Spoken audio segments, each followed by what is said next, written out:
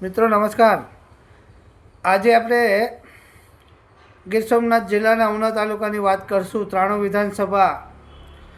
વિધાનસભા કેસીભાઈ રાઠોડ, એમએલએ કેસી રાઠોડ। વિચાર કરો તમે કે આજે 2 મહિના થઈ ગયા પૂરા, હજી પણ બીજેપીની સરકાર અને સરકારના કોઈ પણ અધિકારી ઉના સુધી આવ્યા નથી અને ઉનાની અને ગીર સોમનાથ જિલ્લાની પોલીસ આજ સુધી પણ ક્યાંય પણ એમએલએ કેસી રાઠોડના બારામાં કોઈ પણ પૂછપરછ થઈ નથી। અને જે હકીકત વિડિયા, પેનડ્રાઈવ, મૌખિક અને જે લેટરો દ્વારા જે કંઈ પણ પૂંજાભાઈ વસે જે મુખ્યમંત્રીની મુલાકાત કરેલી અને એમને એક પેનડ્રાઈવ પણ આપેલું છે કેસી રાઠોડના વિડીયા જે વાયરલ થયા છે, જે રીતે કેસીભાઈ રાઠોડનું 35 વર્ષનું રાજકારણ અને જે એમની જે કંઈ પણ એમની જે કરતૂતો છે જૂની, આ બધા વિડીયા જે ખરાબ ગાળો બોલે છે, પછી દરેક ટાઈપના જેટલા પણ વિડીયા વાયરલ થયા એ બધી આખું પેનડ્રાઈવ બનાવીને પૂંજાભાઈ વંશે મૌખિક અને લેટર અને પેનડ્રાઈવ આપેલું છે મુખ્યમંત્રીને। તમે વિચાર કરજો ઉનાના મતદારો, આ એના માટે જ હું આ એક વિડીયો બનાવી અને મોકલું છું, કારણ કે આ કોઈ સામાન્ય વ્યક્તિની ઉપર કોઈ આવી વસ્તુ બની હોય તો વિચાર કરજો ગુજરાતની અંદર શું થઈ જાય।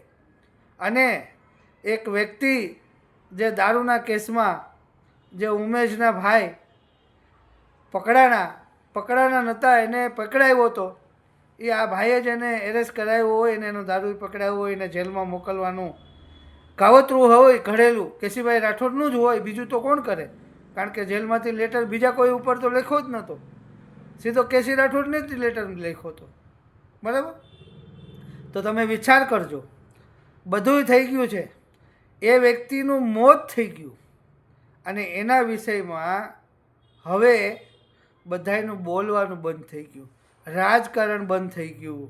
પૂંજાભાઈ વર્ષ ઘરે બેસી ગયા, મૌખિકય બોલવાનું બંધ થઈ ગયું ને લેખિતય બોલવાનું બંધ થઈ ગયું અને એક વ્યક્તિનો જીવ લઈ લીધો ઉના તાલુકાની અંદર।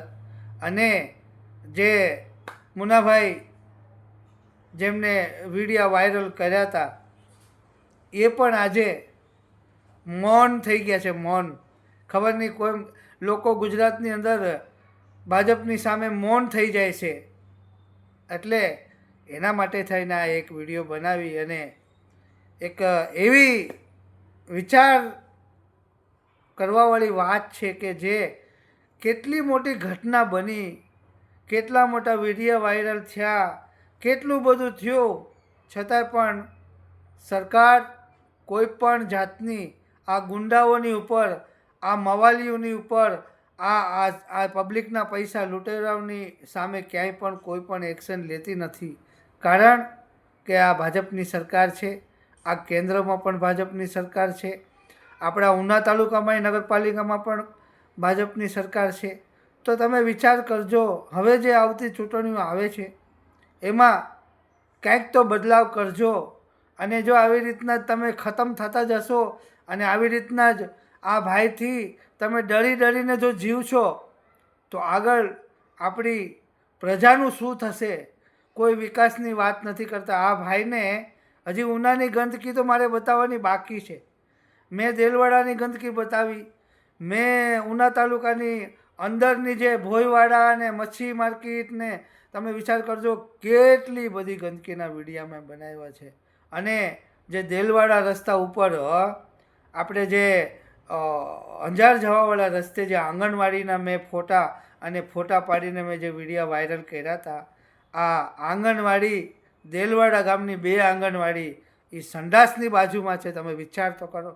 છતાંય પણ આ આપણા સંવિધાનશીલ કેસીભાઈ રાઠોડ આરામથી એમનું કામ કરે છે, એના પેટમાં પાણી હલતું નથી।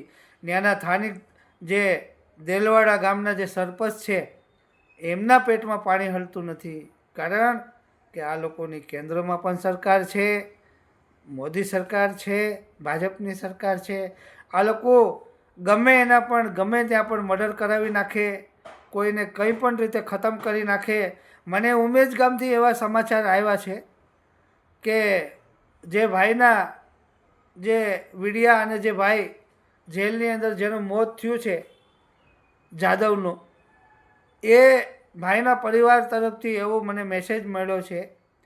મેં હજી ખુદે વાત નથી કરી એ લોકોની સાથે, પણ મને એવા સમાચાર ઉમેશ ગામથી મળ્યા છે કે એમનો પરિવાર છે એ કોઈ પણ વસ્તુ કાંઈ પણ એમના વ્યક્તિ જે જેલની અંદર એમનું જે મરણ થઈ ગયું એમના બારામાં કોઈ વસ્તુ કહેવા જ નથી માંગતા, એ મૌન થઈ ગયા છે.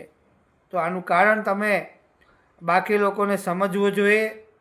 અને ડરીને જીવશો તો આગળના દિવસો હજી ખરાબ આવશે.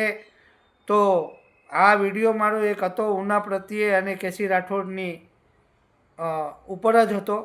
હું ઘણા વિડીયો કેસી રાઠોડની સામે બનાવું છું, કારણ કે એમના કારનામાં બધી મને ખબર છે. એ વ્યક્તિ કોણ છે અને ક્યાંથી ઉભરીને આવેલો છે એના બારામાં બહુ બધું જાણું છું, કારણ કે મારું ગામ કોબ છે. અને ભાઈ જે પહેલાંના જે ધંધા કરતા એ કોબથી વધારે એમનું લેવા દેવી છે. તો મતદારોને મારું એક કહેવાનું છે, ઉના તાલુકાના 93 વિધાનસભાના લોકોને, કે જેમ કોડીનારની અંદર કે કોડીનાર તાલુકાની અંદર જેમ દિનુ બોગા અને શિવા સોલંકીનું ચાલે છે, એ રીતે મને એવું લાગે છે કે ક્યાંક ને ક્યાંક ઉનામાં પણ આવી રીતના જ ભારતીય જનતા પાર્ટીની દાદાગીરી ચાલતી રહેશે અને ચાલી રહી છે. ક્યાંક ને ક્યાંક આવું લાગે મને. છતાં પણ અમે જાગૃત નાગરિક છીએ, તો અમે જાગૃત નાગરિકની તરીકે અમે અમારું કામ અમે કરવાના જ છે. અમે કોઈથી ડરવાવાળા નથી. અને આમના જે ભાવનગરના જે ધારાસભ્ય છે, શું નામ છે એમનું, પુરુષોત્તમ સોલંકી અને હીરા સોલંકી વગેરે વગેરે, આ લોકો બધા જાહેર સભાની અંદર ગઈકાલે પરમ દિવસ મેં જોયું, જૂના વિડીયો હશે કે ખબર નથી, પણ ખુલ્લી તલવારો આમ કાઢી અને લોકોને સામે એટલી મોટી સભાની અંદર ખુલ્લી તલવારો કાઢી અને આપણે કોઈના બાપથી ડરવાનું નથી. ભાઈ તમને કોઈ ડરાવતું નથી મારા વાલા, કોઈને તમને ડરાવવા માટેનો ટાઈમ જ નથી. પહેલાં તો હું તો ખુલ્લી વાત કરીશ અને સીધી વાત કરીશ. અને આ હીરાભાઈ સોલંકીને અને એમના જે પણ કોઈ હોય ભાજપ સરકારના જેટલા પણ એના મંત્રી સંત્રી કંઈ પણ હોય, હું તો કેસી રાઠોડને પણ કહેવા માગું છું. અને આ આખા ગીર સોમનાથ જિલ્લાની અંદર જેટલા પણ ભાજપના અને કોંગ્રેસના લોકોને હું એક જ કહેવા માગું છું કે તમે ખુલ્લેઆમ અમારા કોપ ગામની અંદર પણ એકવાર આ બધાય લોકોએ મળીને મિટિંગ કરી હતી, ત્યારે પણ કેસી રાઠોડનો એ વિડીયો મારી પાસે છે. કેસી રાઠોડે કંઈક સમાજની વાત હતી, એ લોકોના કોળી સમાજની કંઈક મિટિંગ હતી, તો એમાં પણ આ કેસીભાઈ રાઠોડ ઊભા થઈ ને આપણે કોઈના બાપથી ડરવાની જરૂર નથી. ભાઈ તમને ડરાવવાની કોઈને ટાઈમય નથી ને તમારેથી કોઈ ડરતું નથી અને તમારે કોઈથી ડરવાની જરૂર નથી. આવા ખોટા ઉહાપા કરી અને તમે માણસોની અંદર તમે ભય ફેલાવી અને તમે મત માંગવાની કોશિશ અને તમે મત લઈ જાઓ છો. અને આ રીતે હવે તમારી પોલ ખુલી ચૂકી છે ભારતની અંદર, આખા ભારતની અંદર બીજેપીની પોલ ખુલી ચૂકી છે.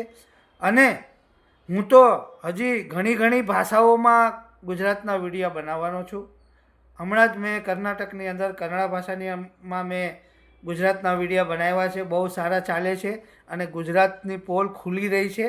તો આવી રીતના જ હું ઉના તાલુકાની 93 વિધાનસભાના ધારાસભ્ય કેસી રાઠોડના વિડીયો બનાવતો રહીશ અને પોલ ખોલતો રહીશ અને ઉનાની ગંદકીની પોલ ખોલતો રહીશ.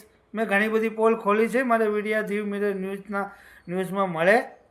તો હવે ટૂંક સમયમાં તાલુકા જિલ્લા પંચાયતની ચૂંટણીઓ આવે છે, તો આપણે ગામડાઓની અંદર આપણી જિલ્લા પંચાયતોની અંદર લોકોને મારે એક જ કહેવાનું કે ભાઈ કામની રાજનીતિ હોય તો તમે મત આપજો. આવા લોકો તો 35 વર્ષથી જીતી જાય છે. કંઈ પણ રીતે દારૂ દફર પીવડાવીને, મટન ચિકન ખવડાવીને, પોટલીઓ પીવડાવીને તમને બધાને પાડી દીધા છે આ લોકોએ. તો હવે તમારે સુધરવું જોઈએ. અને આ વિડીયો ખાસ કરીને બધાને શેર કરજો. આમાં કોઈ મેં ખરાબ કીધું નથી. અને કેસી રાઠોડને પણ હું કહું છું કે ભાઈ હવે આગળના દિવસો તમે ગણીને હાલજો, માપીને પગલાં ભરજો. તમારા ડામર કરવાથી કે તમારા કોઈ પણ વિકાસના ગરબા ઉના તાલુકામાં કાઢવાથી હવે તમે જીતી શકશો નહીં. કારણ કે હવે નવું રાજકારણ ને નવી રાજનીતિ અને નવી યુવા પેઢી હવે જાગી રહી છે અને અમે પણ જગાડી રહ્યા છે. જય હિન્દ, જય ભારત, જય સંવિધાન.